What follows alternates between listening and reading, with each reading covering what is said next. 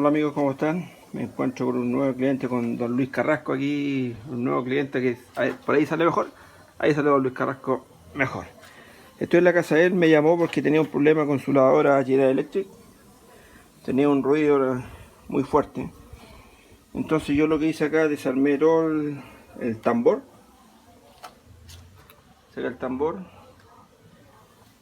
y lo que encontré entre medio fue una rebarba de ropa interior, un sostén, que es lo típico, un ruido súper feo, que se parece mucho a las fallas del mecanismo.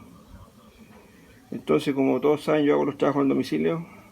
Acá al lado mío está el cliente, que es lo ideal para mí. Se dio cuenta que era este el problema. Que hubiera pasado a un servicio técnico, le dicen que el mecanismo está malo, le sacan esta rebarba y se acabó el cuento. El mecanismo vale aproximadamente como 60.000 pesos. Imagínense, esta rebarba, más la mano de obra le estarían cobrando arriba de 100.000 pesos.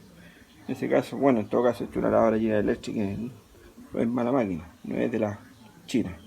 Pero el problema era esto es lo que quiero destacar. No era más que nada esto, sin engañar al cliente. Este era el problema, no el mecanismo. Así que terminamos por ahora nueva aventura. Me despido aquí con don Luis Carrasco. Ya, don Luis. ¿Todo bien? Todo ok. Listo. Chao, que estén bien. Excelente, maestro.